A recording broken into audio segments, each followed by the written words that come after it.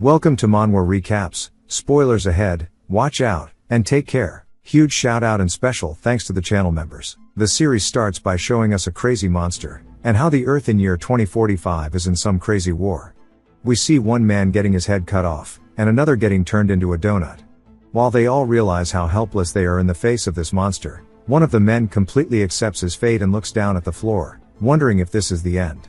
The monster goes to finish him off before he gets saved by someone else who cuts apart the monster. It seems surprised, but recognizes him as a threat, so changes its target priority to him. He easily stands his ground, deflecting all of its attacks, dismembering the tentacles that fly in towards him. He then sidesteps a big swipe, but it's what the monster wanted, as it goes to swing down straight at his head. But he stays calm and blows it apart with his pistol, and tells the man to get up, as they are going to keep moving. He is the commander-in-chief of Earth's final defense force, named Han Sung. His men say yes sir, and he picks up his gun and starts firing away as well. Han Sung explains that humanity has been at war against monsters for decades, and now, after endless battles, only a handful of them remain, and their goal is right before their eyes at last. As he bobs and weaves through the attacks, we see him preparing to land a good few shots before a giant gold magic circle appears before him and beneath him. Han Sung asks what this is. As his soldiers sit there fighting, his body starts to get transported away. His soldier turns, looking for him, only seeing his gun on the floor. Han Sung then hears a voice telling him to heed their call, as we see him chained up, staring at a group of cloaked people. They say they never imagined they'd actually succeed, and this is the otherworldly hero they've heard about. Han Sung asks what's going on, wondering where he is, and an old man welcomes him to the Empire, saying that while they're aware this is sudden, they need him to defeat the Demon King and save their world. Han Sung asks what the hell he's even talking about, asking where he is and who they even are, as he's meant to be in Korea. The old man tells him to be quiet as he unleashes the golden aura that's chained up around him, and uses the oath of restraint to stop him from speaking. Han Sung begins to get shocked, and the old man tells him not to resist. It will not harm him if he obeys while he is still being civil. Han Sung asks how this is being civil at all when they just kidnapped him. The old man tells him once more to go defeat the Demon King and save their empire, as he drops a sword at his feet.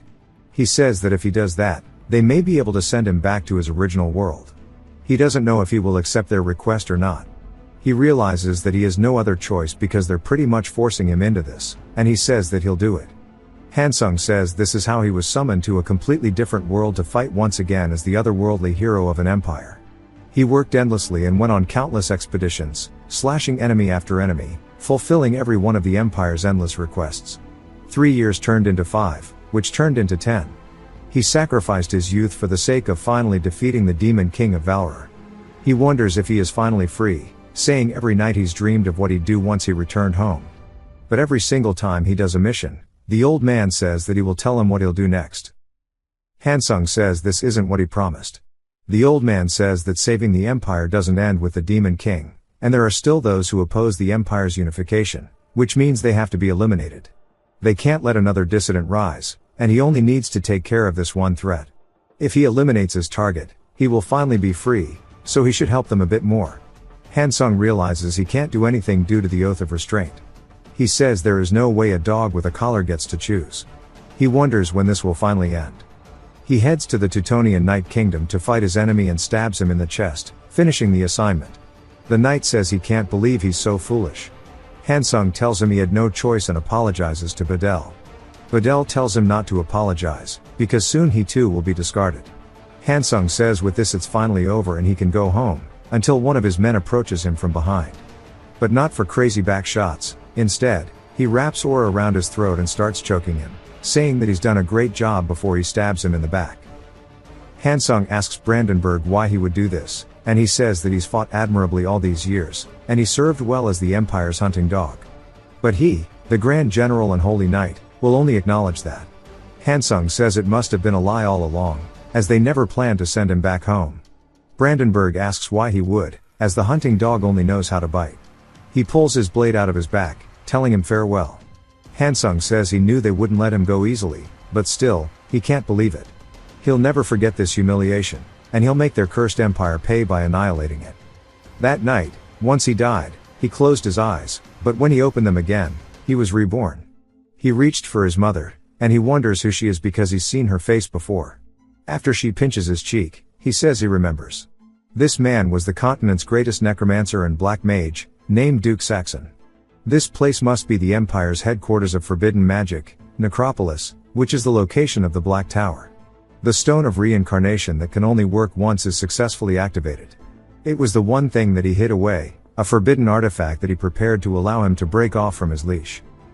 The body he's born into is left entirely to fate, but to think he's reborn as the firstborn of the Saxon ducal family, one of the Empire's most elite nobility. With this, he's been born with a golden spoon.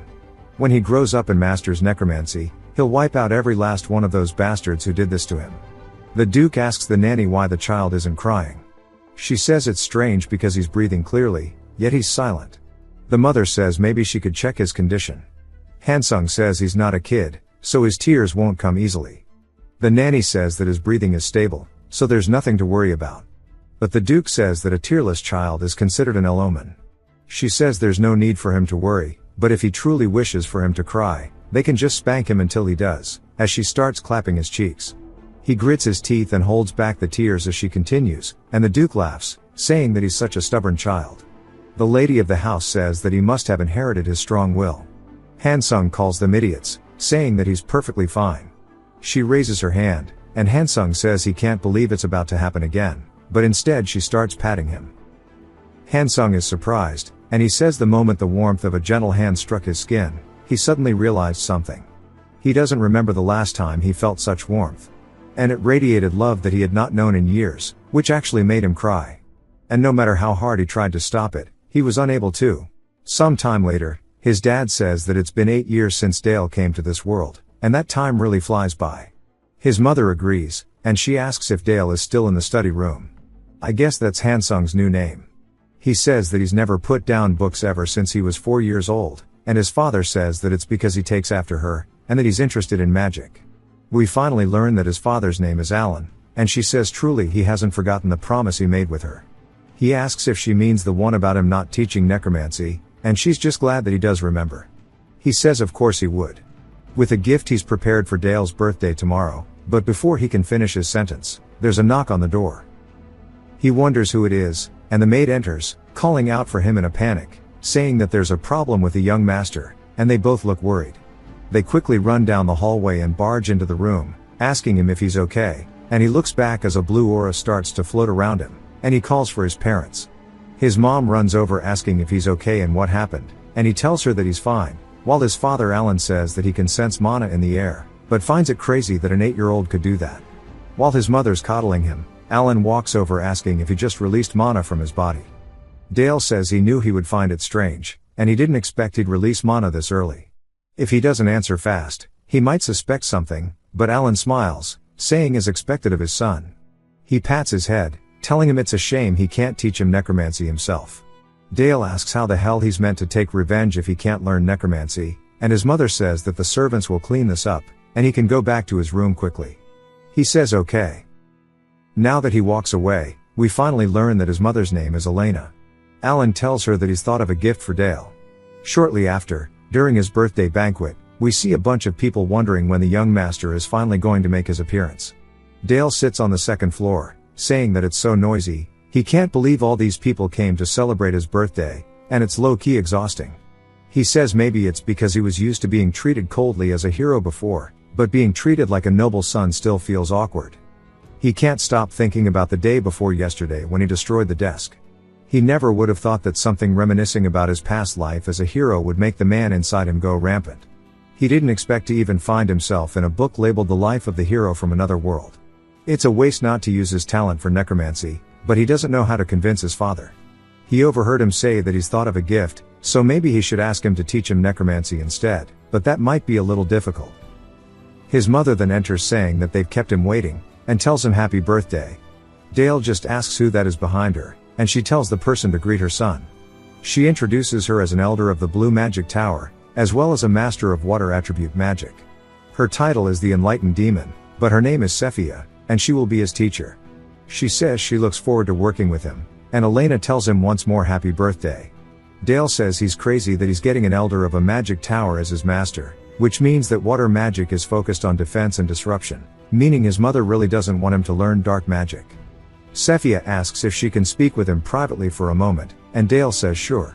They head outside, and she says that he may have already heard, but she was told to only teach him water magic, and he must be disappointed because she can tell he wants to learn something else. He asks how she could tell, and she says of course he would want to learn necromancy just like his father. However, the conditions of the Duke's marriage are known across the Empire. When she was courted by Alan, she feared his infamy. To reassure her, he promised never to pass his dark arts to their child. She remembers their wedding, where the elders of the Dark Magic Tower wore white instead of black clothes. Since that vow was made, learning dark magic immediately became difficult, but she'll persuade Elena somehow, asking Dale if he will follow her guidance. He asks if she doesn't find necromancy distasteful, as she's an elf who values the law of nature, so reviving the dead must be weird. She laughs, saying that it's amusing, and says she thinks the same of priests who bring the dying back to life, as that's not the will of nature either. Be it necromancy or resurrection, they both look the same to her. Dale says she's not like the usual narrow-minded elves, and she might actually be a good master. She says it's time for their first lesson, and she's already heard he's formed a fragment of his mana circle. His first goal will be to expand it and complete his first circle. Dale says this is perfect, since most spells he's read about require at least the first circle, which means he'll get to try them out. She tells him to place his hand over his heart and focus. He starts to do so, saying that this world is very unlike Earth. It's fully abundant in mana, but unless you're an ancient being like a dragon, you can't handle raw mana directly, which is why humans require a filter, otherwise known as the mana heart circle. He needs to gather the scattered fragments around his heart and assemble them, and make them rotate steadily. He laughs, saying that the circle is like engraving a mana flow path into your heart, and it's just as his master said. She tells him to carefully rotate it around, and it'll usually take a month, so not to rush it. He says he doesn't think that'll be the case, because he just did it, and demonstrates it. She looks dumbfounded, saying that if he just did it after a few minutes, he might just be a natural-born prodigy. She asks if he can even release mana through it, and he says he'll try. Normally, even releasing mana through the circle is difficult for beginners, but he couldn't avenge himself in his previous life with just that, nor could he catch up to the Duke. He could only wield battle-type destruction spells carved into his body with magic engravings. This time is different though. He inherited the talent of the Dark Magic Tower Master himself, meaning his body accepts mana naturally, and maybe he can learn not only water magic, but other types as well. He says he needs to focus and draw mana in, guiding it to his fingertips and forming it. He imagines himself wielding a pistol, saying that he'll use this to pierce the Empire's throat, as he makes an ice bullet. Cephia says normally mana collapses when released from the body, but he's crystallized it into a proper complete ice bolt. Dale says he focused on maintaining its form, so its power is probably going to be lacking, as he shoots it forward toward a tree. There's a bright light followed by a crazy explosion that completely shatters the tree. Cephia looks over, surprised. She says that it pierced straight through the wood, and this level of precision isn't something an 8-year-old should be able to achieve, and she wonders just who the hell this kid is. She walks over and looks at the tree, saying that she thought it would be at the level of moving mana at best, but it turns out the ice element has been included during the mana release. It was basic magic, but for him to display magic that absorbed the chill nearby so perfectly is insane. Dale walks over, asking if he did something wrong. She smiles while staring at him, and says that the intricacy of the magic formula is far beyond something a child should be able to create. It takes rotation, and acceleration, and congestion. The magic included the 3 formulas known as the golden ratio of military magic. Him being able to project, and cast such a spell, is just absurd. Dale asks if anything is wrong, and she says that it's nothing, and she can see why his father will find it regrettable, and we hear him asking her later why she can't teach him. If he reached the first circle within only a few minutes, then she should certainly be able to, but she says that as soon as he reached it, he used a perfect lethal spell on the spot. Alan looks surprised, and she says it was hard to believe that an 8-year-old child casted it. The military magic formula was used in its creation, and it was a perfect golden ratio. Alan asks if she's saying that because she's part of the blue magic tower which pursues non-violence, that she can't teach him. She says that's not the case, and if anything, she feels a strong urge to guide him to the right path. Alan asks what the problem is for her decline, and she says that it's the noir magic of the Lord Noir, which is the dark magic tower. Alan looks surprised, and she says that it seemed that Dale already possessed magic he wanted to learn, and she's heard about his love story, and while she respects the promise he made with Elena, that does not give him the right to decide his child's future, especially if it's someone with such great talent, such as the young lord. Dale tries to overhear their conversation, but can't hear a damn thing. He sits outside, saying they must be talking about him, and he didn't expect his first spell would show such power, which made her really surprised, and he'll have to put more care into controlling it from now on. He sighs until he hears a man calling out to him. He immediately gets excited, calling out to his uncle, Helmut. Helmut asks what he's doing here, and Dale says he wants to know where he's been. Helmut says he's been away to fulfill his duty of protecting the family, and to defeat scary monsters. Dale says he must have been in the dungeon. In this world, the emergence of dungeons, and the overflow of monsters, is a grave matter for any territory. Since the time when the Demon King was still alive, monsters descending upon civilian areas have always caused a lot of trouble, and that's why the knights of each domain primarily devote themselves to clearing unexplored dungeons within the Demon King's territory, and eliminating monsters that have overflowed through dungeon breaks. In particular, the situation in their duchy is several times more severe than in other territories, and the reason for that is him. After his past life defeated the Demon King, the Duke was ordered to make the Demon King territory into a territory of the Empire by subduing the monsters that reside there. Dale tells his uncle Helmut to watch out for himself, and Helmut asks what he's talking about, before Alan exits, saying that he seems to be in good health. Helmut greets him, and Alan says he appreciates his hard work in the recent dungeon raid. Then Elena comes over as well, and Dale wonders what she's doing here. She sees him, saying that she's heard he's reached the first circle, and she's so proud of him. Alan as well congratulates him, saying if there's anything he'd like to tell his father right now.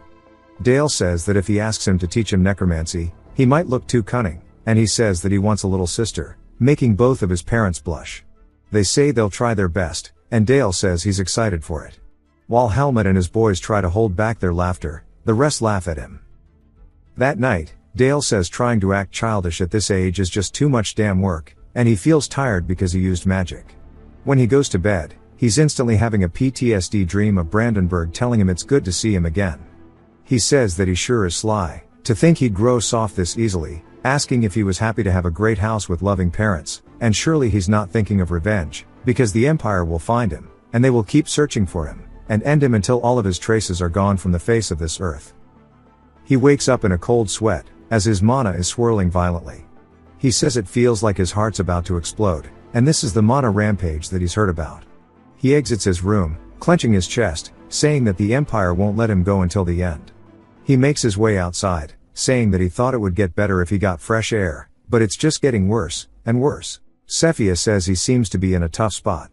She then starts to release aura mana from her hand, saying he's such a talented child, but she can't help but feel a sense of danger. She puts her palm on his chest, saying once malice takes over the child's magic, it'll be irreversible. And she starts to correct his flow of mana to get rid of the rampage. Dale looks down, saying it's actually gone, and then she calls out to him, telling him that the essence of magic is the mirror of his heart. That is the reason why each mage has different individuality, even though they might use the same magic, and his talent in his magic is taking other people's lives. It's a very dangerous talent, and that is exactly why she finds it fortunate that she'll be the one teaching him. She hands him a necromancy magic tome, and she says it may be fate that she'll be with him from now on, and tells him happy birthday. He instantly starts hugging her, and she says that he sure is a needy one. Sometime later, outside the Northern Gate Plains, Dale is looking around, and asking if they're here for the rabbits. Sephia says they are, and that he needs to recall the times he went hunting with his father. He says okay. He starts to prepare his magic. The rabbit notices it as well, but it's too late. As Dale rears back his fist, he yeets it forward, exploding the rabbit in a single strike. Sephia says despite taking a life, his hands do not waver, and says that even if it's the same spell, its form varies infinitely from mage to mage, and asks if he knows why. He says that he doesn't. She educates him, saying it's because one's magic is ultimately a mirror reflecting their mind, and materializes what lies in your heart through mana particles. Therefore, magic inevitably reveals the landscape of your inner self. He wonders if this is a bad thing, and she says terms such as firewall are merely stepping stones of imagination to solidify a mental image. Even the magic taught in the magic tower is no different. The red magic tower values order through strength, and the blue values order through harmony, and each magic tower's philosophy is projected into the form of their magic. The philosophy emphasized by each magic tower forms the foundation of their magic system. Besides the red and blue, there's also the black, and white, and green magic towers. She guesses that it's still too early of a topic for someone so young.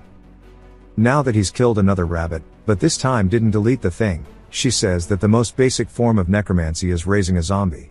It is the art of animating a corpse using mana strings to control it. The head, spine, and knees need to have threads of mana tied around them until it starts standing up. She tells him well done, and asks if he's ready to move on to the next one. He says yes.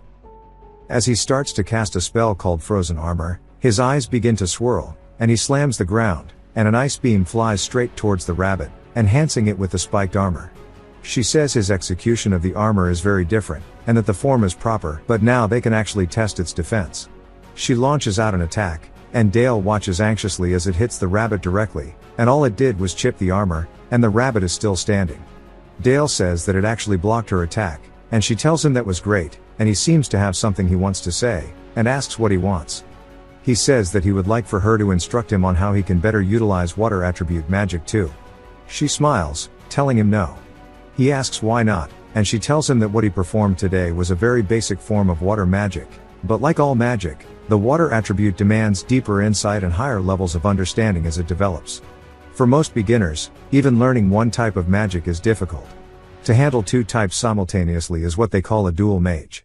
At his age, it's nearly impossible, and from her view, it seems like excessive ambition on his end. Did he not just control necromancy, and ice though? He asks what she's talking about, and asks if everything that he's shown her still isn't enough. She said herself that they'd find his path moving together. Realizing that she's a bit wrong, she tells him that she'll end today's lesson here. That night in the study, he says there's nothing he can't do alone, and he'll prove himself so well that she'll have no choice but to teach him. The next day, she's continuously calling his name, until he snaps out of it, and she asks if he's alright, and says it looks like he didn't get any sleep. He says he stayed up all night to prepare something, and she tells him not to overexert himself. He says of course not, as he raises his hand to cast necromancy once more. The rabbit is still there with its armor. She says that it looks like he's already mastered it completely. He then explodes the armor as it starts to crack, and he explodes it outward. She says that's called ice explosion, and she looks surprised, and she asks if that's not all. As mana starts to exit the rabbit's mouth, he begins controlling it to form a ball on its stomach before it launches into the rabbit, causing a massive explosion, sending out more ice. She puts up a barrier, instantly surprised, yet again by Dale. She looks over at him, and Dale says that corpse explosion and ice explosion both seem similar, and so he combined them into one, and says that surely with this he can count as a dual mage. She double takes the aftermath of the attack, and says that she's never seen something like this before. He mixed the ice explosion from the frozen armor, and the corpse explosion, making a large area of effect. It didn't end there, the ice and bone fragments were blasted like blades. It's almost like this magic is only used to kill, something a person who had devoted his entire life to the battlefield would use. She wonders what kind of form this child's mental image takes.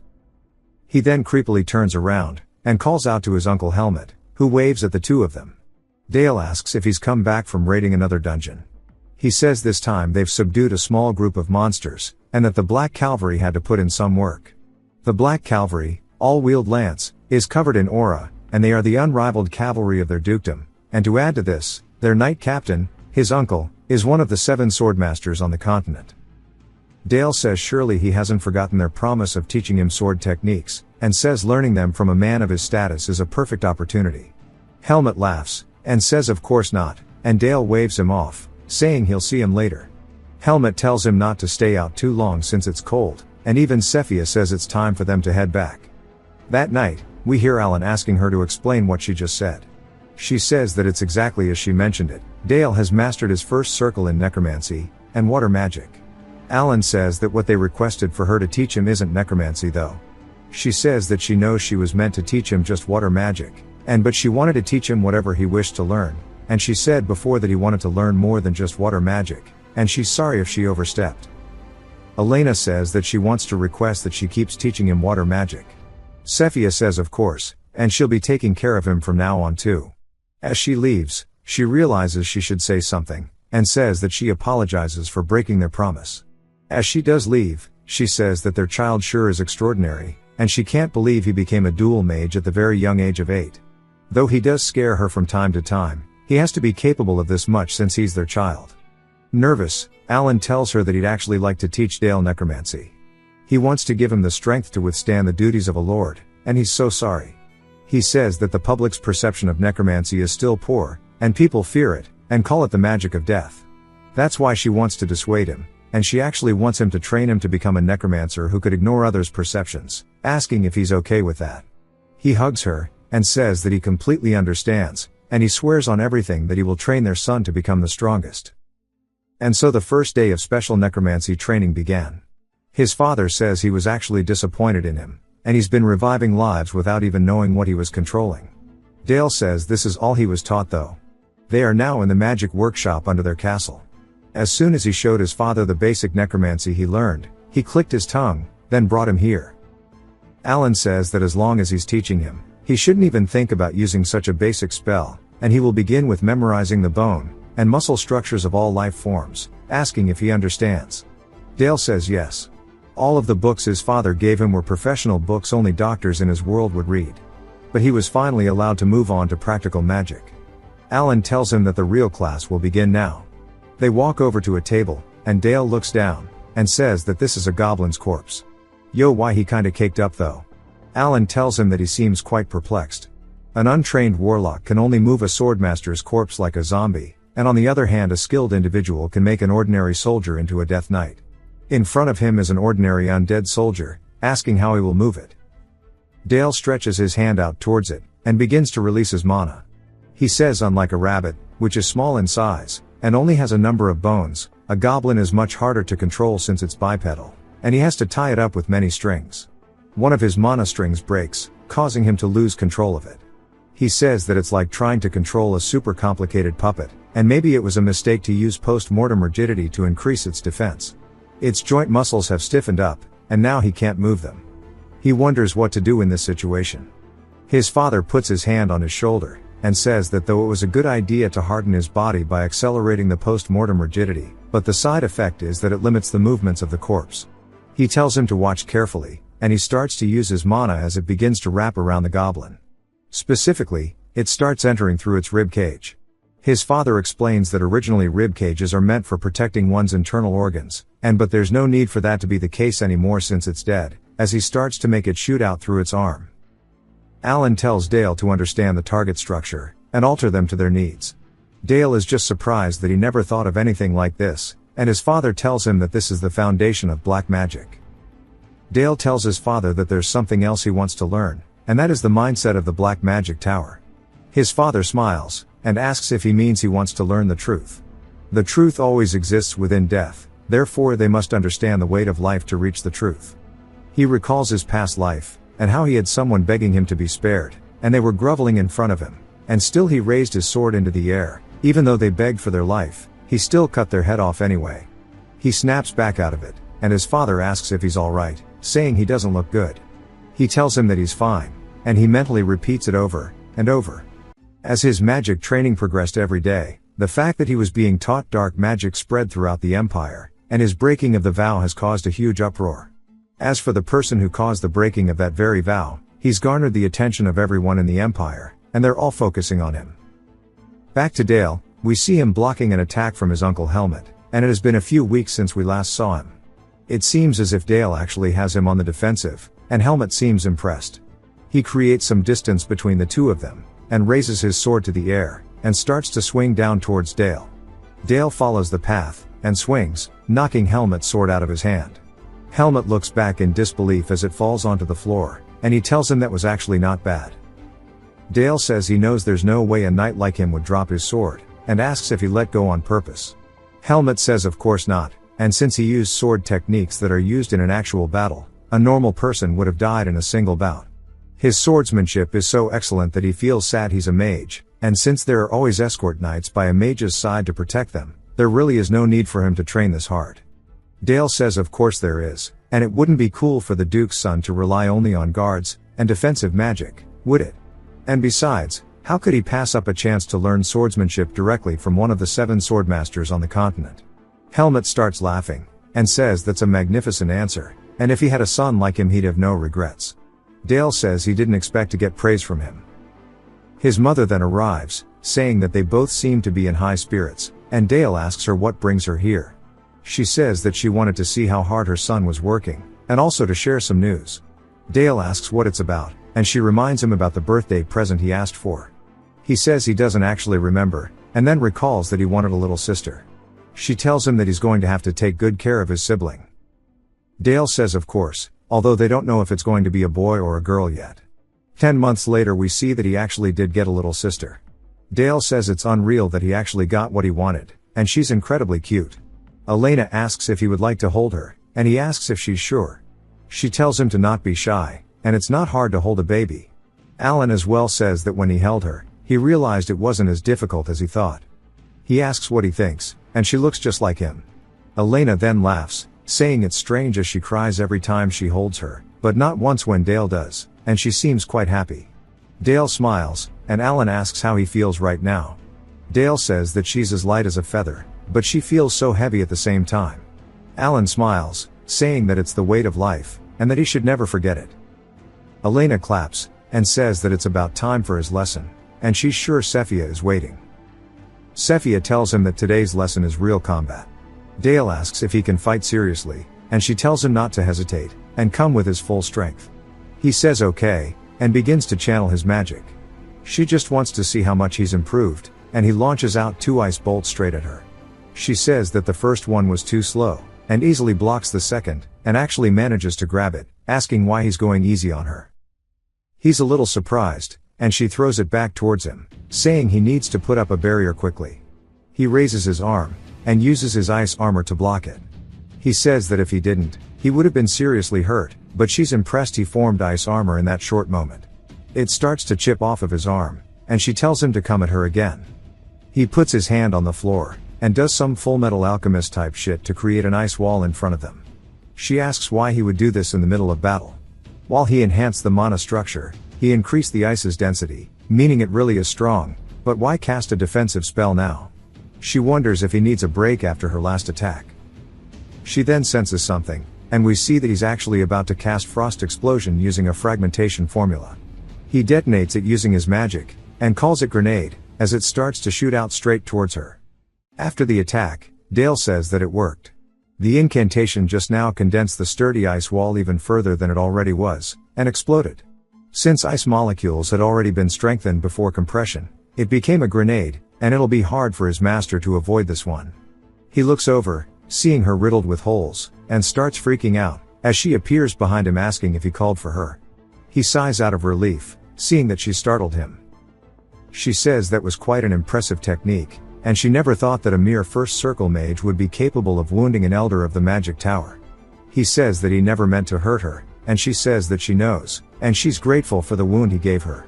He asks why, and she says it means he trusted her enough to use his full strength, and is his master that makes her prouder than words can express. He asks if she really means it, and she says of course, he's an excellent student, and asks how he even came up with that kind of formula. He says it was all thanks to what she taught him. She smiles. It jumps to her looking worried as Alan is asking about the wound on her cheek. She says that she was careless while teaching the young master, and his formula was extraordinarily sharp. He says that he's always indebted to her. She says nonsense, teaching a talented student like him is a joy for her as well. He then asks if he can make one more request, and she tells him to go ahead. He says that they've received reports that a group of orcs crossed the mountain range into their territory, and it's nothing a small cavalry squad can't handle, but he intends to send Dale into this battle. She looks worried, telling him that he's not ready yet. Alan says he won't be expected to fight on the front lines, but nonetheless, defending the territory is the duty of their house. As the Duke's heir, he must understand that responsibility. As much as he loves Dale, he's no exception to this. She asks what he wants her to do. He says that he'll be entrusting Dale with his artifacts, so he wants her to guide him until he learns to control its power. An artifact is an object imbued with immense power and will, and it can only be used by offering either mana or your life itself as payment. The stronger the artifact, the more dangerous and uncontrollable it becomes. In some cases, it's even fatal. This is all Alan explaining it to Dale, saying that their family has since mastered the art of handling it. As they are walking to the artifact vault, Alan says that as the Duke's heir, he must also prepare for the upcoming battle. Dale pretends to be surprised, but in reality he's excited. Alan says that he'll be joining the subjugation force to exterminate the orc horde, and however before that, he must first learn how to control the power of darkness that their family wields. As he opens the artifact vault, Dale is genuinely surprised. Alan says that these are the Demon King's artifacts they manage, and they've had them since their ancestors conquered the Demon King's domain, and that they cannot even compare to ordinary artifacts. Dale says that he can feel the intense mana radiating from them. Alan says that they all contain immense power, and are extremely dangerous, and until he learns to control them, he shouldn't touch anything recklessly. But when he looks over, he doesn't see him, and starts wondering where he is. We learn that a couple of moments ago, he walked around by himself looking for an artifact that suits him. A shield started talking to him about how it knows he has people to take revenge on, and it can sense his hatred, and it's not just him, multiple artifacts are calling towards him. He says that they're all resonating with his lingering resentment, but this isn't enough, he needs something stronger. He then spots a cloak in front of him, asking when it got here, and recognizes it as a shadow cloak. He says during the Heroes era, the Duke of the Demon King's army used this top-grade artifact and had the ability to give form to shadows, making him an incredibly difficult opponent to face. He says he can't wait to try it on, and he instantly equips it. His father screams out for him, and so does Sephia, before the shadow starts to envelop him. All he can see is darkness as there's a puddle at his feet, and he hears a voice echoing that it's hungry. Dale says this means it's beginning. This is not an ordinary shadow. The one who wielded this in the past could summon storms of shadows and move darkness as if it was a living thing. To truly control it, the host must make the shadow creature submit. As it starts to fly towards him, he says he knew it wouldn't be as easy as talking to it, but then he's surprised by something. On the outside, we see that his father and Sephia are staring at the shadow orb. She says that it's been a while, and asks if they should be worried. Alan says that if this continues, he'll lose his sanity, and be devoured by it. Sephia asks what they have to do then, and Alan says they need to pull him out by force. But as soon as he goes to do that, they're both blinded by a light before Dale himself comes out of the orb. They call out for him, and he says that he's right here. Sephia runs over, asking if he's alright, and he says that he is, but Alan is just confused on how he's unscathed, asking how a child could endure such a powerful artifact. Dale tells his father he has a question, and his father says to shoot. Dale then asks if he can try on the others too, and they're both confused, but he tells him sure. Dale thanks him, and so began his exploration of the vault that took all day and night. A few days later at the training grounds, Helmut is asking if he's really wearing the shadow cloak. Dale says that's right. Helmut says that artifact is said to be incredibly difficult to control, and asks if he's truly okay. Dale says that he's fine, aside from a slight prickling sensation, there's nothing wrong. Helmut says that's fascinating. Dale says that it was probably just lonely after a long time, and the moment he saw him it clung to him, and maybe it just wants to be friends with him in the first place. But we see the monster is just confused. Helmut laughs, saying that he can't believe he'd call something so dangerous lonely, and that he's too kind-hearted for his own good. Dale steps on the monster and thanks him as he continues walking forward on it. He then tells Helmut he has a request. Helmut asks what he wants, and Dale says that he'd like to have a real sparring match as combat practice. Helmut starts laughing, saying that he can certainly do that, and he'll do his best not to disappoint him. Dale says he might have bitten off more than he can chew, as Helmut's aura alone is intimidating. Helmut tells him not to fear, and that he'll face him using only basic swordsmanship with no aura. Dale gets annoyed, saying that means he's going to be going easy on him, and a knight must fight sincerely, as that is their creed. His true goal in the spar is not the duel itself, but to practice using the shadow cloak. The power of the weapons he can form from its shadow creatures will determine the artifact's true worth, and for that this battle will be a necessary test. He launches the first attack, which he calls Shadow Blade Rush. Helmut rears back his blade before cleaving through them in a single strike. Dale says for him to break through with brute force is incredible. Helmut then starts laughing, saying it's excellent, and charges forward, saying he'll be coming at him now. He swings towards Dale, but Dale uses his shadow to evade the attack, and even unleashes a counterattack, as spikes start to emerge from the floor where Helmut was standing. Helmut says that sure is fascinating, and starts to swing towards his face. Dale uses his shadow to block the attack, but it's not enough as it begins cracking it. Dale tries to push back against it, and it causes him to slide backwards along the ground, but he does manage to block it. Helmut is impressed, saying that he struggled enough force to break ordinary swords clean in two, and that this is the difference between a regular weapon and a top-tier artifact. Helmut says that he wants to do 10 more exchanges, and they continue their duel. All of the knights who watched were in disbelief. No one among them had ever lasted more than 2 exchanges against the captain. A few days later on the day of deployment, Elena says that she's going to speak to Alan once more. No matter how she thinks about it, she can't let him go to such a dangerous place. He tells her not to worry, as both Alan and Helmut will be there. She says that if something goes wrong, he might get hurt, and he says that he needs to become stronger so that one day he can bear the weight of the dukedom. When that time comes, he'll need the strength to protect her, his father, and his little sister who is now named Liz. He says that's why he needs this experience now, and he wants to become strong enough to protect her. She smiles, saying all right, and tells him to go on ahead. He says he'll be back soon as he gets on some jacked horse, and he heads to the meetup with everyone else. Helmut arrives as well, telling Alan that they're ready to go, and Alan tells Dale that he should give the order to march in his stead, and that their proud cavalry corps, the Black Cavalry, will one day be his to command, and they are his knights. Dale gets excited, saying this will be his first battle as their leader, and that things will be different this time around. He tells all the men that their time has come, and they should march forth, calling them the proud swords of Saxon. They raise their lances into the air, saying yes. They continue, charging forward. We learn that they have 250 cavalry men on their side, and that the elite ranger unit is also stationed in the White Mountains, and the Winter Wardens will be participating. Their target is 1,000 orcs. The orcs have crossed the mountains, heading upstream of the Saxon River. To escape the cold and hunger, they will end up moving downstream.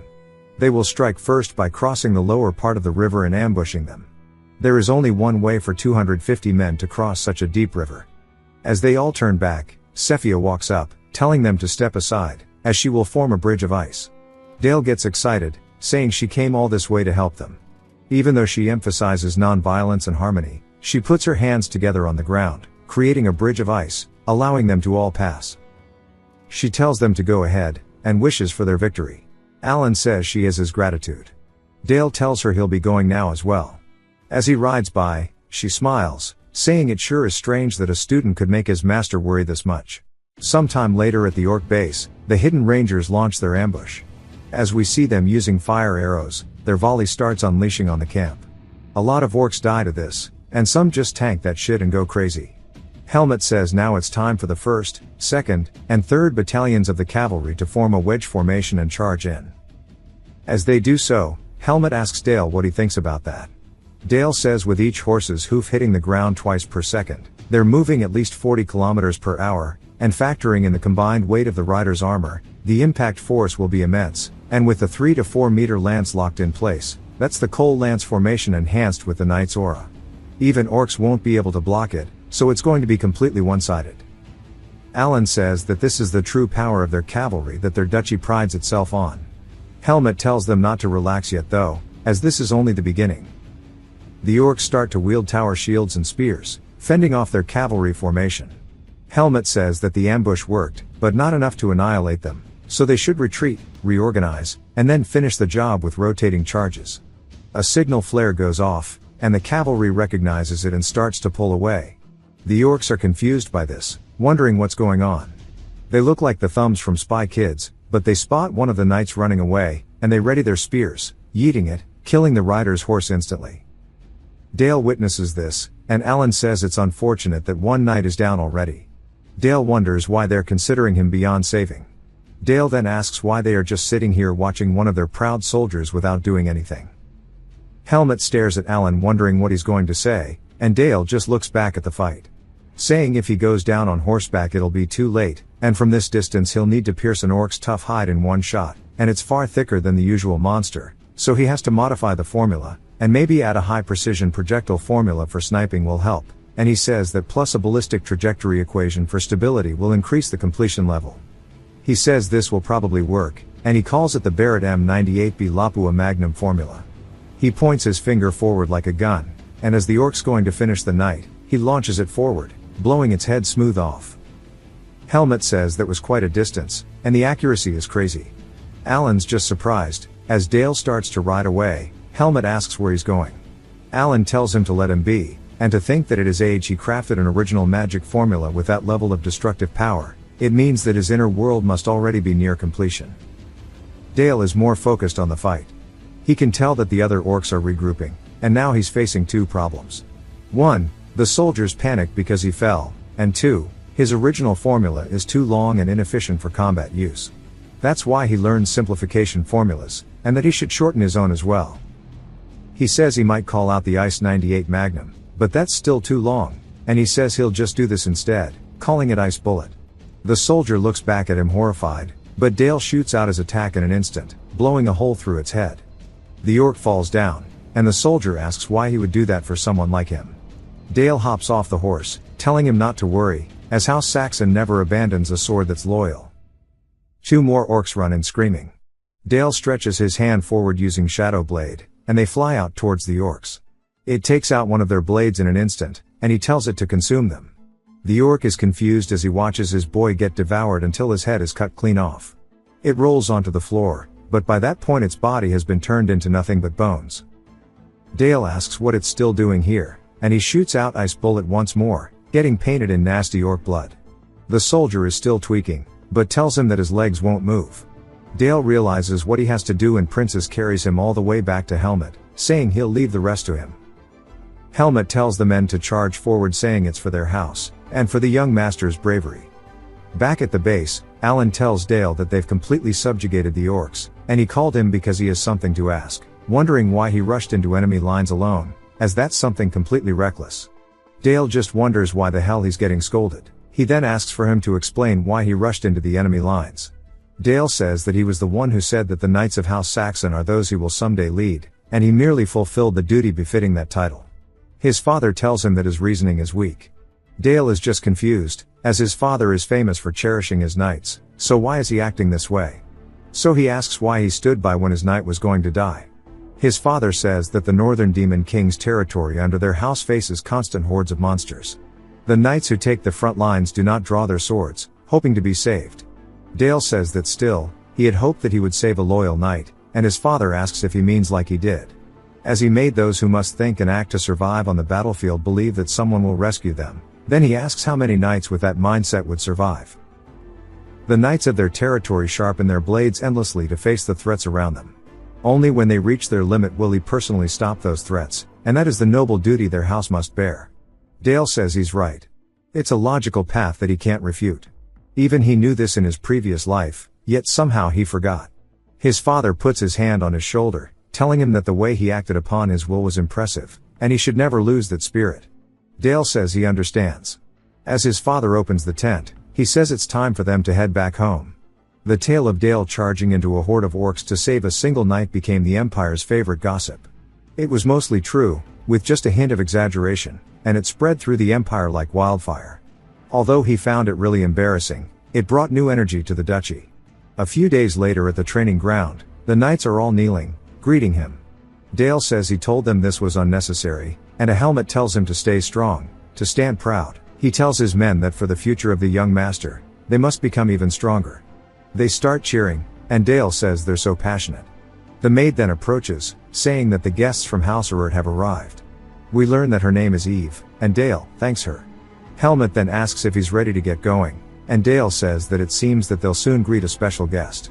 The martial House Urert was led by the patriarch, Badel. If you remember him, he was killed by Hansung in his previous life, and their house fell with him.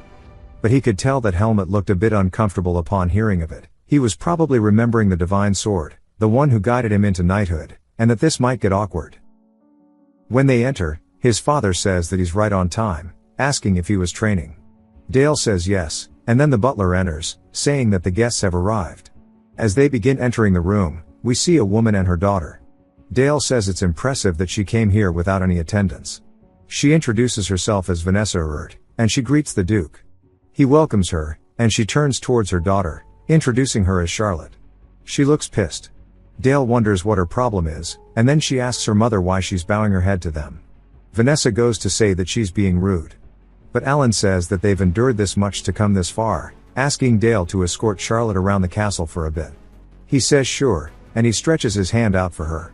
Instantly she looks repulsed, and slaps his hand, saying not to even touch her.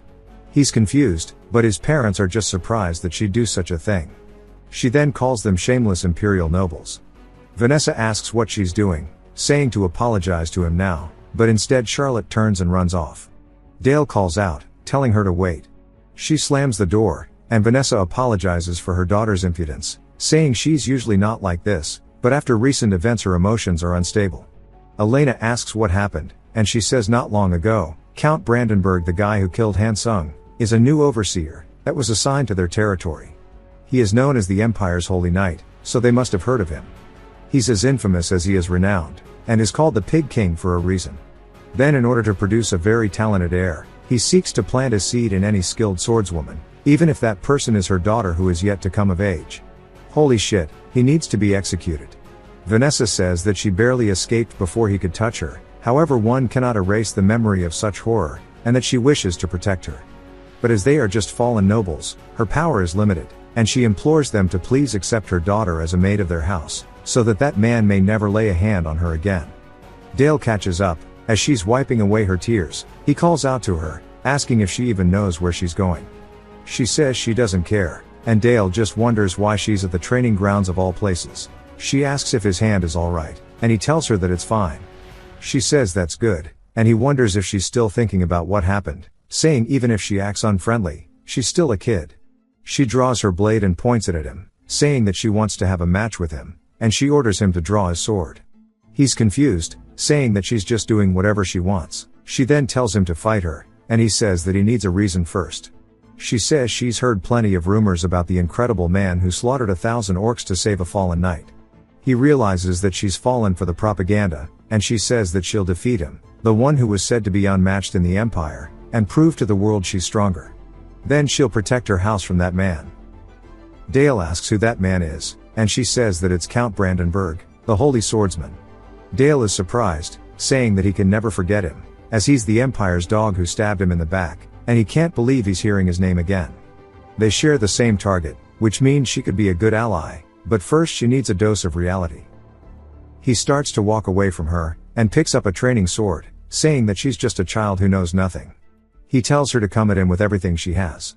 She says she was already intending to do that, and she quickly charges forward in an instant, but he blocks the attack. She continues trying to counter, but every time she thrusts forward, he's easily deflecting it, and he even looks a bit bored. He says that all he has to do to counter her attack is use wrist snaps. Even though she's faintly using aura, she's channeling it into a rapier that's far too large for her frame. Just as a mage generates mana through the circle in their heart, a knight accumulates aura within their body to exceed human limits. She is indeed a knight down to her core. She readies another attack, and thrusts forward. This time, he actually has to block it properly. She says that at this level, she has the upper hand. When she was born her father was no longer in this world, but every night her mother told her his stories. She said that she had to protect their house, in his place, as the proud daughter of the divine sword. Even when their kingdom fell, and their house crumbled, her sword never stopped. So why does it keep getting stopped by this boy? She thinks something must be wrong. Dale purposely leaves a gap, and she charges in thinking it's an opening, and thrusts, but as he deflects it, he keeps his sword on hers before swinging backward, sending hers flying out of her hands. She says that she's the daughter of the divine sword, so why can't she win? He says that's because she's not the divine sword himself, and her pride as his daughter isn't wrong, but as she is now, she can't protect her house from that man. The Holy Swordsman's sword is 10 times stronger than his is now. She asks what she should do then. As he walks away, he says that he swears on his family name to become the protector of House Erert. She's surprised, and he says that until she grows strong enough herself to defeat him, he will be her shield. She asks why, and he says it's because her sword is worth it, and that she needs to swear to become a sword for him, and House Saxon. She says she cannot refuse that, and gives her oath instantly. Dale says it may seem like a childish promise, but the resolve behind it was strong enough to be called a vow. That night in his father's office, his father is telling him that Charlotte became a maid of their house, but unexpectedly she accepted without hesitation, and he asks what happened between them. Dale says that they made a promise. On the name of House Saxon, he vowed to protect House Erert. Alan says surely he didn't invoke their family's name out of pity, and Dale says of course not. Alan wonders what he's getting out of it, and Dale says that the divine sword bloodline has exceptional talent, and they swore a new oath together. What he seeks is a new divine sword that will be wielded for the sake of their duchy. His father is impressed, and says that's good. Dale says that the last of the divine blood is now under their roof, and that's a fine blow against that bastard Brandenburg. Meanwhile, Brandenburg is furious, asking why that arrogant fool would dare to move first. He's pissed they couldn't capture a single little girl so he could hug and tickle her. A man says he sent an assassin, but they were killed before reaching House Saxon, and they suspect Charlotte fought them off herself. Brandenburg is annoyed, calling them useless, and walks over to his sword. He recalls the moment when he betrayed Hansung, and says those were such good times. He picks up the holy sword Durandal, and starts licking it, saying that he can't wait for his lovely little fiancée, and he'll make sure she breeds the perfect heir to wield the holy sword. He orders the man to contact the Thieves' Guild, send them to the Duke's territory, and pay them anything they ask, as long as they bring Charlotte to him. This guy needs his jewels cut off. It's been a week since Charlotte swore her oath now, and she began adjusting to the residents. Instead of purely physical training, she had to do a lot of maid training, which was learning etiquette and proper knowledge. But she also had daily sparring sessions with Dale. We see them doing it, as Helmut asks if they're both ready. Dale says of course, and Charlotte raises her blade. Helmut says that seems like a yes, telling them both to begin, and we see sparks flying. Dale goes on the offensive, and forces her to block, and continues his barrage of attacks. But she doesn't miss a beat, and continues to block them all, and Helmut watches, wondering if this is truly a duel between children. And while they aren't on par with knights yet, their killing intent and speed are remarkable. We see Dale reach back, grabbing onto his cloak before throwing it forward. Charlotte realizes this is bad, and that he's blocking her line of sight. But as she goes to attack, Helmut steps in saying that was excellent work, and that Charlotte has done well. She tells him to stop with the empty compliments, asking what she's lacking in. He's blunt, asking if she knows the essence of the rapier. She says that it's thrusting, but he says that's not it. The true essence lies in footwork. While Dale evaded her thrust, he simultaneously closed the distance. And at that point, she should have widened the gap, and waited for an opening. The more she bends and extends her arm with a rapier, the more her blade shakes, and her thrust loses precision. And that she's going to need to rebuild her basics from the ground up. She asks why he thinks that, and he says that he noticed this for a while, but her posture and footwork are unrefined, and unconventional. She says it's because she's never had a proper teacher before. He says that now that he's here, he'll have to fix that bizarre thrusting stance of hers. She starts to get embarrassed, and Dale tells her to hold it in, while Helmut laughs. He pats her head saying he was just teasing her, and she looks so cute that he couldn't resist. Dale says he wonders how fast she'll grow under the tutelage of Helmut, and if he doesn't push himself, she might catch up to him soon.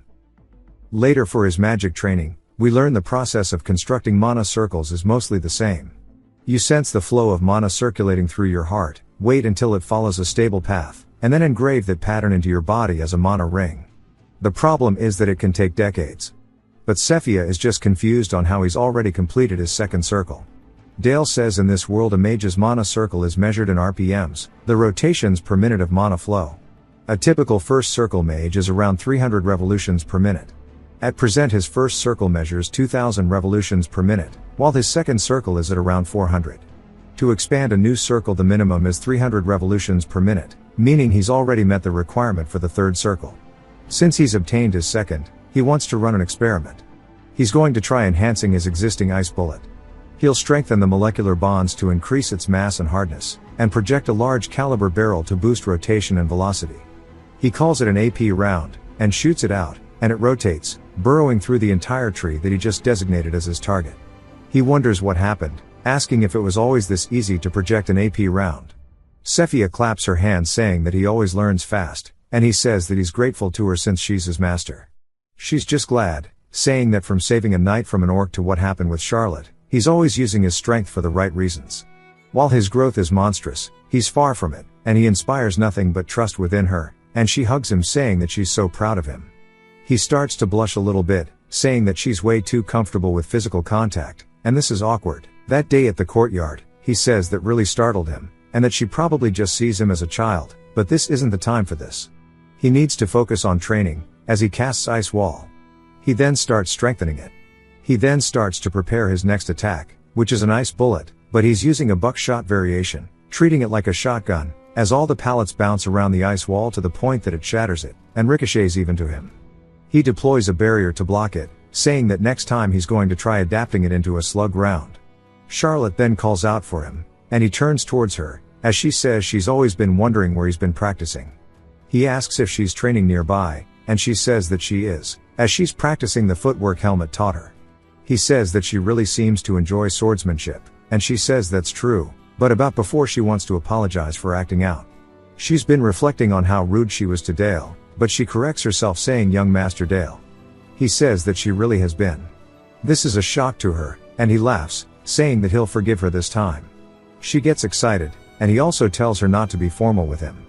They start talking, and she tells him that she likes the weather here. She can swing her sword until late at night, and the air cools her down right away. He sees her smiling, and how passionate she is about training, and says that he's glad she feels the same way as him, and it makes him a little happy. We hear Elena saying that time goes by so fast, and that their son's already at that age. Alan says they look perfect together, and Elena says they have to keep an eye on them. But it looks like what she has to do has already been decided. It's a mother's duty to lead her son so he can be true to his feelings. They are severely misunderstanding this. Bro is like 40. Sometime later at the outskirts of the dukedom, Elena is providing a bunch of supplies to the slums. Every week she'll come here, and provide food and necessities, and helps arrange work for the people here. Starting this year, he and Charlotte have begun working with her. Charlotte asks a kid what's wrong. He begs her for help saying that his mom's in danger, while he's crying, begging that she comes with him. Dale follows, saying that it's really suspicious. They've left their escort nights, and are traversing a complicated network of alleys. The fact that the request was made not to an adult, but to Charlotte, is suspicious to begin with. He then looks up on the roof, seeing a man, then says he is definitely from the Thieves' Guild, and that the Holy Swordsman must have sent him, and that he knew their target was Charlotte. The kid then says that he'll go bring his mother out. As he walks in, some men turn the corner, and start to surround them, asking what children are doing in such a dangerous area, and they tell Dale they only have business with the lady next to him, so he should just leave quietly. And if he acts out here, he might get hurt. Dale laughs, saying that he swore to protect her, even if it's from thugs like them. The leader says that his chivalry is truly admirable, though it would have been better for him to consider the time and circumstances, and looks like he has to experience some of the pain the world has to offer. Worried, Charlotte tells him that she left her sword behind, but Dale tells her not to get scared. This is the perfect opportunity to test his shadow cloak's new technique. Under the guise of self-defense, 2 of the men leap at him, but the other 2 as well charge from behind, surrounding him from all over. Instantly they're surrounded by a dark black aura. They're confused by it, but the leader recognizes it as bad, saying that they need to dodge. Dale smirks, saying that he caught on quickly, and that he must be a high-ranked thief. The men instantly get away from Dale to create distance, but one of them is slower than the others, and he gets hit with them crazy back shots. This is the new technique he discovered after reaching the second circle.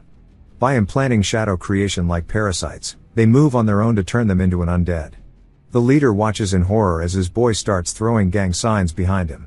They can't help but watch as one of their men is being consumed by the darkness, and slowly his body is being morphed into him, becoming an undead. He starts screaming, saying that he's so hungry, and they instantly recognize that he's been converted. The leader tells his men to just stop gawking, and go kill it already, along with the boy. Regardless if he's the son of the Duke, he'll die if they just stab him. Captain Obvious over here. He starts to do that Bellamy thing from One Piece, where he dashes around very quickly. He says nobody could possibly block his aura-infused assassination techniques in these alleyways. He throws out the daggers, but of course they instantly get blocked, but realizes he made a mistake saying oh shit. Now that he's in the air, he has nowhere to go, so Dale opens a bit of his defensive wall, and decides to test out his buckshot at point-blank range, turning this dude into actual Swiss cheese. At least that's what would have happened if the dude wasn't an aura user. Dale snipes the other guy out of the air, but that guy's definitely dead though. Charlotte rounds the corner, wondering if it's okay now, and she sees the undead he created tearing apart the assassins, as well as the leader on his knees. The man starts to back away, and Dale says that aura wielders sure are sturdy. He wields his blade, saying not yet, and goes to charge at him, but instead gets cut into literal pieces. The undead is as well finishing up the job. Dale decides to leave it to him, walking over to Charlotte, asking if she's okay. She says that she is, until one of the men realizes that this is his chance to escape. But of course Dale sees him, then blows his foot off while he starts screaming. Dale tells the parasite to return, and it starts to turn the dude into literal goo. The man who tried running says that he'll tell him everything he knows.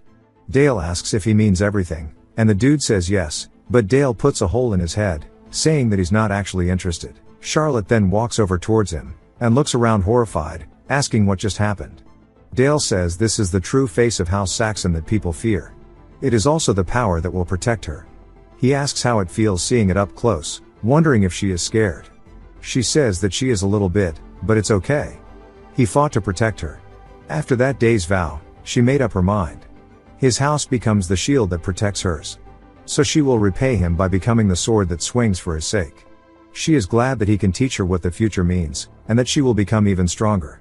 He is impressed, and says that part of the reason he took her in truthfully was out of guilt for what happened to her father 24 years ago, when he killed him on the castle wall. He stretches his hand out towards her, saying that that's why her decision to become his sword held much more meaning than Dale himself even realized. Meanwhile, at the Kid Diddler's estate, he's straight up tweaking, saying that he can't believe this happened, as Alan sent him a letter saying that this is going to be a difficult visit, but he invites him to his duchy. As his man's head is served in a box, he says that he begs him out of respect for his sincerity to not refuse this invitation. He realizes that this is Alan forcing him to be accountable. Even he can't refuse this order. A few days later at his castle, Alan says that he truly appreciates the Kid Diddler coming all this way. We see him standing there nervously, and Alan says he didn't expect him to arrive so quickly, and that this is why they couldn't give him a grand welcome. Brandenburg laughs, asking what could be more urgent than his Grace's call.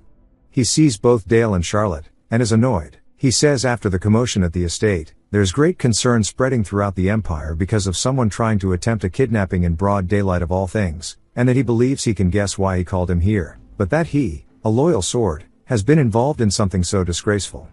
Alan stretches his hand out, and uses his aura to blast across the room. Brandenburg relies on his holy sword to block it, while his other two men are just sitting there like deer in headlights before their bodies start dissolving, and they beg for mercy before turning into ash on the spot. Brandenburg, horrified that even the Knights of St. Magdalene couldn't resist, says that he didn't think dark magic was this crazy. He yells at Alan, but Alan tells him to get on his knees now. Brandenburg asks if he even realizes the severity of what he's doing. Alan tells him to listen carefully, as he will not get another warning. Brandenburg grits his teeth, saying that even though he has justification on his side, he didn't expect the Duke to go this far. He drops to his knees, and Alan says that as he knows, he called him here for the sake of peace, but if he dares to lay a hand on these children once more, he will wipe out every last member of House Brandenburg. He asks him from the bottom of his heart to embrace this. He then says that he must be tired from his journey, so he should go rest and warm himself. Brandenburg holds it back, saying that his generosity is humbling, but unfortunately, circumstances prevent him from staying here any longer. Alan smirks, and says that he prays for his return to be safe. Dale says that what his father has shown to the Kitty Diddler, one of the Emperor's most loyal retainers, will become the spark that sets the entire empire ablaze. The fate will begin as the smallest ember, but it won't take long for that fire to spread, and it will become his duty to cut down the holy swordsman one day.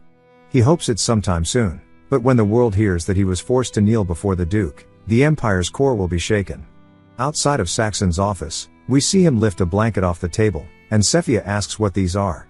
Alan tells her that these are the corpses of members of the Thieves' Guild who attacked Dale, and that all of this was done by Dale himself. She looks horrified, saying that some of the corpses are torn apart, others riddled with holes, with their insides spilled out.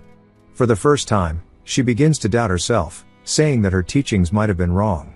Alan says that as she can see, guiding his extraordinary talent in the right direction will require her wisdom, and that he would like to offer her the position of chief advisor. She says that he is asking her not to just remain, but to become part of the house itself. He tells her that Dale depends greatly on her. She says that even Alan himself can't guide him with strength alone, but if she supports him, things will change. She says she understands, as she begins to bear the weight of responsibility. She says that learning how that child sees the world is her most important task right now.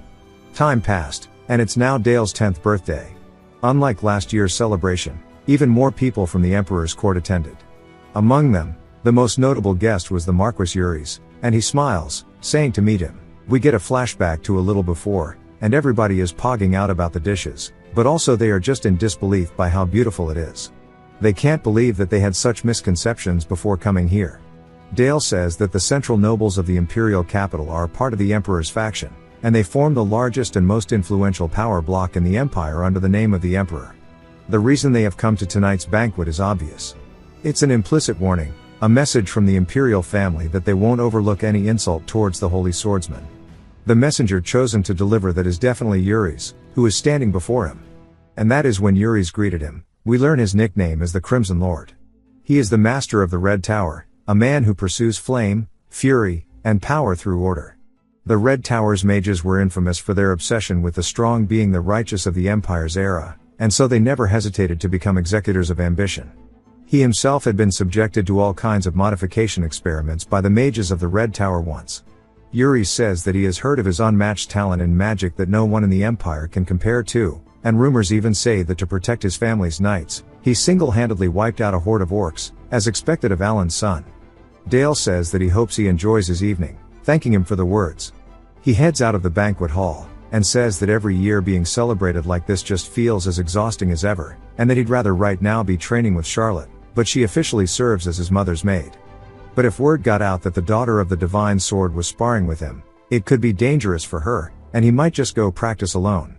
He then hears screaming, and hears someone saying this maid should just learn her place. Dale recognizes the scream, and walks over, as we see Eve being pinned to the ground, begging for them to stop, as she serves House Saxon.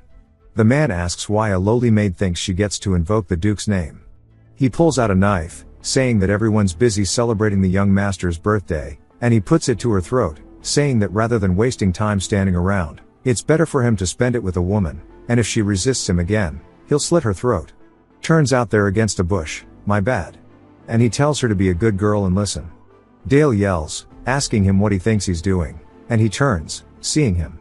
He quickly starts to try to make an excuse after Dale asks what he's doing, and he asks if he's ever enjoyed the company of a woman before, and he says that he's still young so he doubts he has, and that he, Petro, will teach him a thing or two personally, and that he'll show him a good time.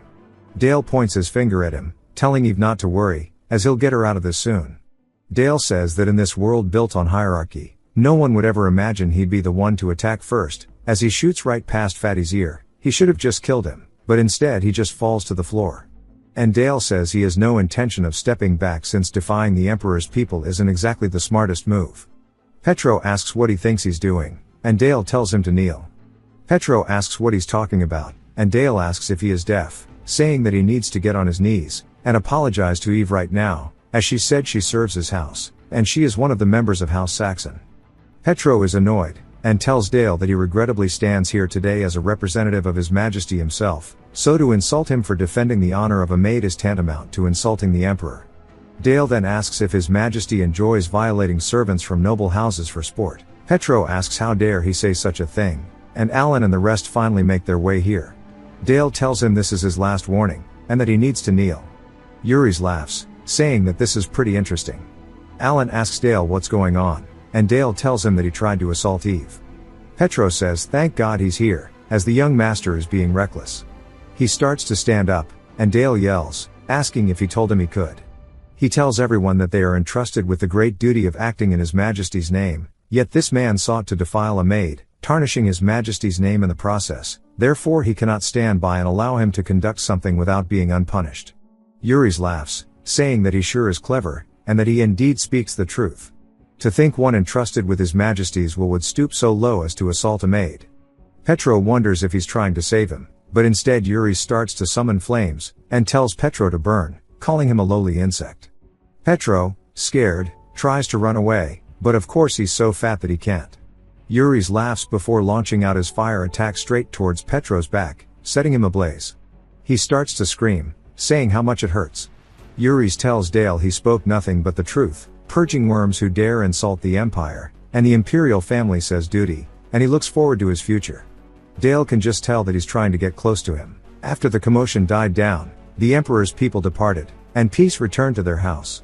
After that, sometime later, we see Eve telling him it's time to wake up. He thanks her for waking him, and she says it's nothing. He asks if there's something she wants to say, then she thanks him, saying it's an honor that someone like her can serve him. He wonders if that was all, and if that's why she was hesitating. He's lived in two different worlds, but he's still unfamiliar with this feeling, so he'll have to grow used to it. He thanks her as well, but understands that as the eldest son of the house, he understands the weight behind a name, and he will use it however he can, perhaps to even bring down the Empire. Later, Alan tells him that he's clever, but his behavior as of late has been odd. Alan asks what he has to say to that. Dale thinks about it, and tells him that if the otherworldly hero had not died in the battle with the divine sword, then the next place his sword would have been wielded in was here, in their duchy. His father tells him that that's a blasphemous claim, asking how he can be so sure. Dale starts to think of an excuse, but says that he heard the Empire plotted against House Saxon in his previous life. The Empire abandoned him, and feared what would happen if the leash around their golden prize snapped, and their hunting dog ran rampant. So he tells his father that even though the otherworldly hero defeated the Demon King, the Empire did not root out the darkness of the Demon King's domain. Instead, they issued absurd orders to cultivate the king's land into imperial territory, and unilaterally demanded sacrifices from their house. They even bestowed that land upon him. As long as the darkness on that land isn't fully cleansed, their bleeding won't stop. Moreover, people inside the Empire and beyond the northern borders point at them, and call them the Clan of Darkness. Just as they abandon the hero, they will try to remove it as an internal risk. If they think that their family is a threat, they will take them down. Alan asks how he knows they abandoned the hero. Dale says that these are merely deductions and reasoning he's made from the records he's read, and it makes the most sense logically. Officially, the hero met an honorable death after a fierce battle with the divine sword. Alan says it's only natural that he's surprised, because only a few know the truth behind the hero's death. Dale continues, saying that if his theory is right, the Empire is simply an oppressor that seizes weak nations by force. His father is amazed, saying that his wisdom is way too much for a kid this young, then asks what he thinks their house should do moving forward.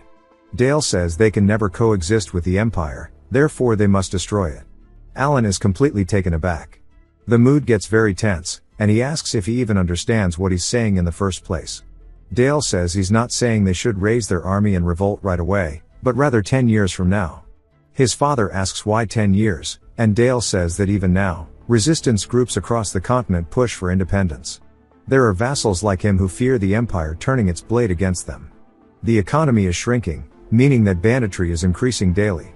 Even though the 7-continent unification ended, the after effects of war have only worsened. By then, they will have built the strength to protect their house against the Empire. They will support resistance forces operating in various regions. He continues to present his plan to fell the Empire, and ends up talking until the sunset. Eventually, after he finishes his yap session, he asks his dad what he thinks. Alan starts to chuckle before going into full-blown laughter, saying that his talents truly know no bounds, that he perceives sights he cannot, and he's so proud that he's his son, but from this day on, he will no longer be merely the Duke's eldest son. Or as just a 10-year-old anymore. He will treat him as his heir, the boy who will one day lead their house. As the head of the house, he will listen to and respect his words. Dale smiles, saying that he's been waiting for this, but when he finally gains the authority to move the power of the house with his own hands, his father tells him to speak without hesitation, asking what kind of decision he'll make at this moment. Dale says this means he's going to treat him equally. If so, he wants to get permission to take the tower trial in the necropolis. The tower trial is a sort of game to decide one's rank among the mages, where they will face the guardians of the magic tower. Defeating higher ranked guardians raises one's standing, and the strongest one will earn the title of Tower Elder. The one at the very summit is granted the title Magic Tower Master. His father asks if he truly wishes to go to such a dangerous place where he could easily die. It's far too early for him, as he hasn't even completed his 3rd circle yet. Dale says that it's just a matter of time. His father says usually, the 3rd circle is only possible in one's mid-20s. Even for someone like him, who's already achieved the 2nd circle, it's going to be difficult. Dale tells him that this decision is both for him and the house. Alan asks why. Dale says that if he proves himself through the trial, his status as the heir will solidify his position too, and he will obtain a form of reputation that is trustworthy, not one built from rumors spread by gossip. Alan asks if this is why he wants to use the tower. Dale says yes, causing Alan to smile and chuckle once more, saying that he'll leave this matter to his judgment. Dale says that he'll prove it to him. A few days later, they head to the City of Death, the necropolis. When they arrive at the gate, Alan says that they're finally here, and he steps out as everybody greets him, and they start to shout, welcoming him. Dale, though, is just tired from the trip, wondering if maybe he pushed himself too hard this time again. The people present start wondering if the rumors about Dale are true. Some people say that the young master doesn't look that well today, and another one says that they should just trust, as he heard his swordsmanship is on par with the knights of the Duke's household. Someone else though begins laughing, and he introduces himself as Velik, saying that he is the top graduate of the academy, and he is the one most destined to win this tower trial. His yes man agrees, saying that he would definitely knock the hell out of that little boy. A woman then greets them both, saying that she pays respects to the Tower Master. Alan tells her it's been a while, and we learn that her name is Iris. She says it's an honor to serve the young master now. She is an elder of the Tower, and the Secretary General overseeing all administrative duties in the absence of Alan. Alan tells Dale that while the trial is taking place, she will be assisting him. He says okay, and tells Iris he'll be in her care. She starts to guide him, saying that 59 Academy graduates await him, and all of them will take the trial alongside him. She opens the door, saying that these are the competitors who will face the trial together. She makes her way in front of them all, saying that since everybody is gathered now, she will begin explaining it all. She says the first part is the first tier trial. They should check the necklace around their neck, and it's called the life necklace. This trial is mostly a battle royale style based on life point battle. Each necklace contains a shield spell that protects them, and a single life point. When you land a valid hit on an opponent using the corpses scattered across the field, the opponent's necklace activates its shield spell, and shatters, meaning elimination. The attacker who lands a valid strike gains +1 life on their necklace, and the participant whose total score reaches +3 will advance to the next floor. Lastly, anyone who uses artifacts will be disqualified for cheating. They all say these rules are meant to weed out the rookies, but still, you can't believe they are being so obvious about it. As Velik is telling everybody they should just gang up on Dale because the kid is a monster for being a third circle already, his yes man asks if they are even allowed to attack him, and Velik says not to worry. From the moment they entered, they became competitors. Dale laughs, saying that at least he is confident, and he wants to see if his abilities can back up that mouth of his. Iris then says the trial will now begin as everybody begins casting their spells. Dale stands in the middle of them. They all instantly raise the undead, causing them to charge Dale. When one of them gets close, it swings down, but the attack gets blocked. They are surprised that Dale has already raised his own undead, but it is much stronger than theirs, as it is imbued with the ice element. It starts to roar, and causes some of the other undead to drop their weapons. But now they understand that he is using the ice element magic with his undead, and they can't believe he is a dual element mage. Dale's undead instantly takes out another's, and comes from behind for a surprise attack, but his undead blocks it for him. Dale says it is useless to try to take out his undead, because he has protected it with ice armor. It then finishes the job. Velik starts complaining, saying that this is breaking the rules. Only necromancy and magic that controls the undead are allowed, and all other forms of enhancements are forbidden. Dale says there are no rules that say he can only strengthen the undead with dark magic. Judging by the fact the trial hasn't stopped, it looks like he is right. Velik and his boy are annoyed, and continue yelling, telling everyone else they need to work together to deal with him, and overwhelm him with sheer numbers. Dale says it is a shame his artifact was banned, and in that case, there is only one way for him to get out of this. As he starts to bob and weave in between the attacks, closing the gap to his seniors, one of them stands guard to cut him off, and swings down. Dale ducks, but not to dodge the attack, rather he catches it, and it was just for him to gain momentum. It was just for him to prepare a counter, as he punches the arm of the undead.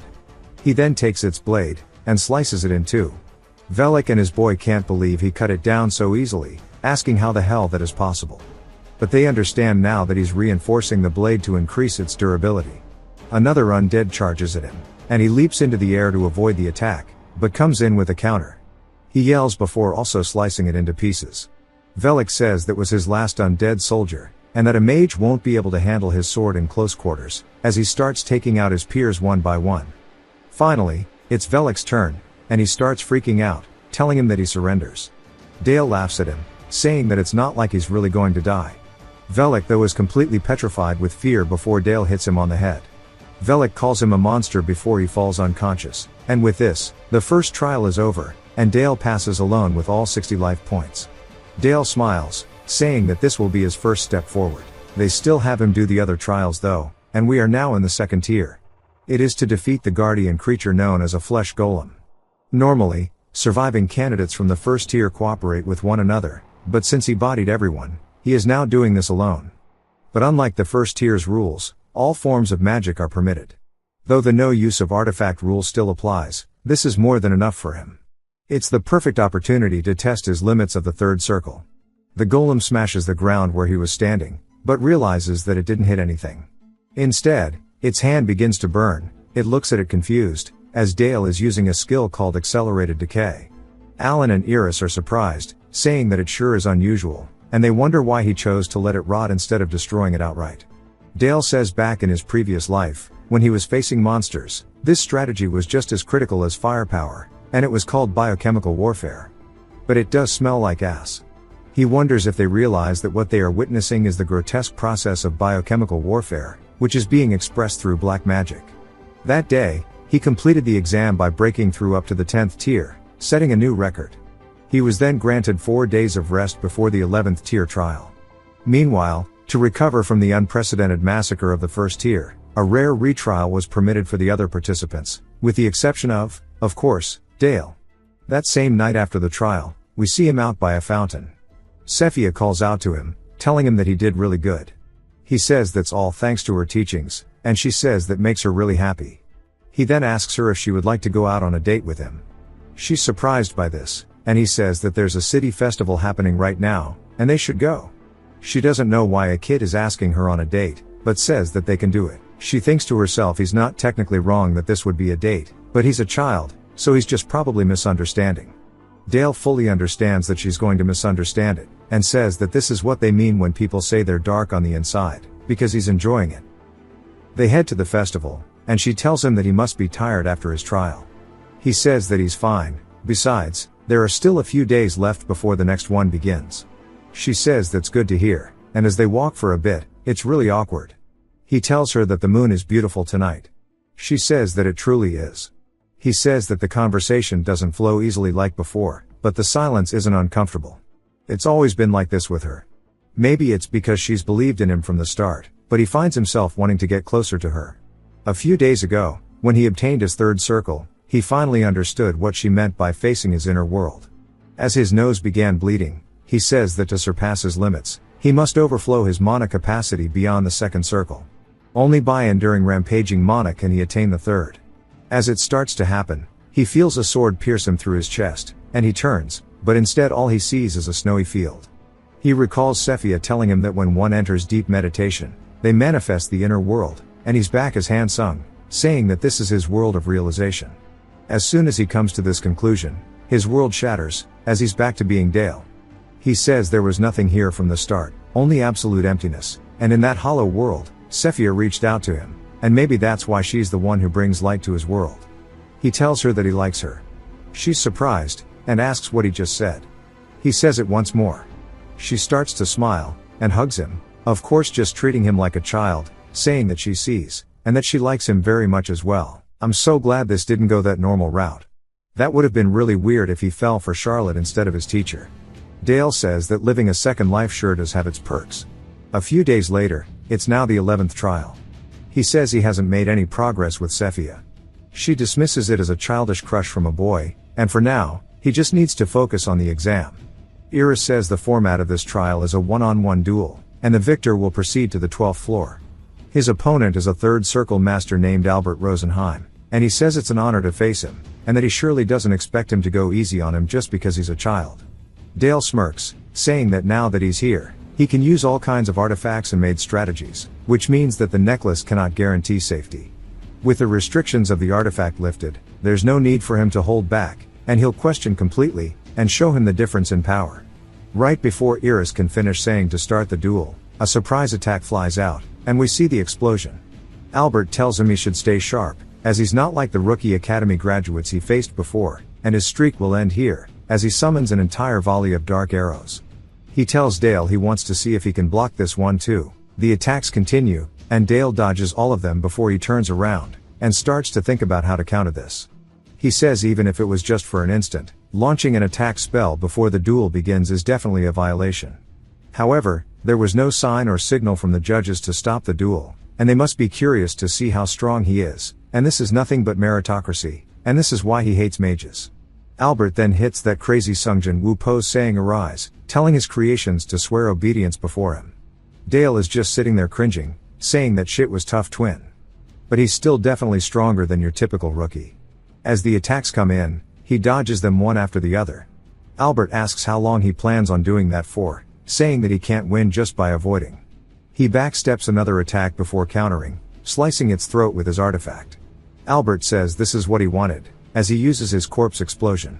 As they start to swell up, they do exactly as the name suggests, exploding.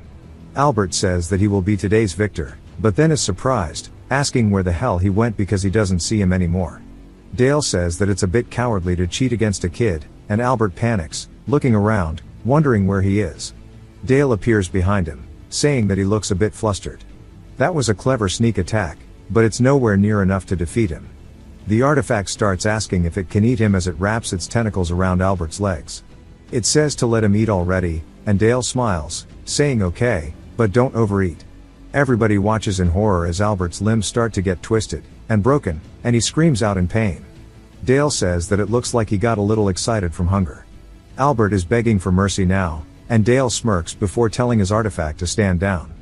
Albert falls to the floor, and Dale is declared the winner. He then looks over at the next contestants, asking who's up for the next round. Of course everybody instantly surrenders, meaning it ended in default victories. He continued refining and shaping his third magic circle, as he began to break through each tier's guardians. By the time he reached the 20th tier, a worthy opponent finally appeared. It is the Headless Knight. We learn that the Headless Knight was created by one of the Tower Elders, and is an opponent unlike any before. Even for Dale, this might be the highest he can go. Dale says it'd be boring if things went as expected. As he raises his hand, he starts to use the power of intimidation from his shadow cloak. Everybody asks what the hell is going on, because it's pressuring them too. The Headless Knight then gets on one knee, and they're surprised that it's kneeling in front of Dale. But what Dale sees is a different view, as he sees his own world in front of it.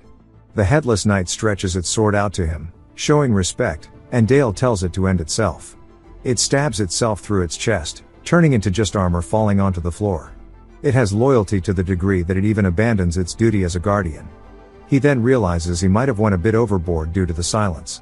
He says that them being surprised is natural, as a creation betrayed its creator, and swore loyalty to him, and that's proof he's reached a level equal to a Tower Elder. But he did not intend to go this far. He's already proved himself plenty, so he should probably head back for now. As he heads to the exit, people wonder what he's doing, and why he's going back. Dale says that even if he could go higher, there's a line that he doesn't want to cross. Beyond this tier lies a realm that even monsters fear, something truly unknown, and thus his trial came to an end. As the entire tower rose in unison like a military parade, both nobles and elders alike showed loyalty, and every mage of the tower paid their respects to the father and son. Thanks to Dale's overwhelming performance, the northern territories began to unite under their banner. Back to the dukedom in the north, we see the Black Cavalry doing a subjugation mission, and Dale is there with them. He says upon the successful completion of the tower trial, his father gave him command of the Orc Horde extermination squad. It was a task far too great for a 10-year-old child, but regardless, no one doubted his competence as a commander, and thus as the rightful heir to the Duke, he gradually began to unite the north. Afterwards they returned back, telling his father that they killed 145 orcs. His father asks what about their losses, and Dale says that 3 sustained minor injuries, otherwise none at all. His father asks if he used magic to protect them. He says no, this was purely the result of their training. His father smiles, saying well done, and Dale smiles back. Helmet says that it seems that the young master has already grown comfortable commanding large cavalry units, and Dale says this is all thanks to his uncle's teachings. He'd instructed him in swordsmanship, tactics, and military strategy. Helmet says that at this rate it won't be long before he's leading full-scale territorial wars. Dale smirks, saying that he's always welcome to a new stage. While he's practicing with Charlotte, we see her putting more emphasis on her footwork now. She rears back her rapier, and thrusts forward with precision, but of course it's not enough for Dale as he easily dodges and counters, putting her on the defensive. He continues until he dashes all the way past her, but when he turns to finish it, she puts the blade right to his throat, and he tells her that she's improved quite a bit. She of course isn't happy, because he had his blade to her throat first. She says that she can't compare to him, and he wonders if maybe he teased her too much. She says that he's already a third circle mage, and he passed the tower's 20th tier. Ever since then, everyone's been going young master this, and young master that, and surely they will get tired of it eventually. He tells her not to worry, as she'll get stronger too. He says considering the fact that she's only 10 years old, she's already exceptional by any standard, and she tells him to stop treating her like a kid, and he says that she is. But she says that he is one too. He asks what she's talking about, as he's a full-blown adult. She laughs, saying that they can just move on. Now it's time for him and Helmet to have their lesson, and this one is on the hammer and anvil tactic. In battle, when the cavalry force is deployed on one or both flanks, the key is for the cavalry to break through the enemy's wings and encircle them. Meanwhile, the infantry blocks the enemy cavalry's advance. It is named the hammer and anvil tactic because it's like placing iron on an anvil and striking with a hammer. It relies heavily on cavalry forces. Dale says that it's only possible because of the black cavalry, and that the patterns of war are similar in every world it seems. He then changes the subject, asking how Charlotte's training is going. Helmet says that while she can't compare to him, she's truly remarkable. She's already established her swordsmanship foundation, and soon she will officially inherit their aura, cultivation, and swordsmanship. But there is a cause for concern. He says that must be the compatibility she has with her sword style. While mages refine mana into magic through their heart circles, knights refine mana into aura through their cultivation techniques. Mages form magic towers through mastery of structure, and knights form orders by passing on their sword techniques.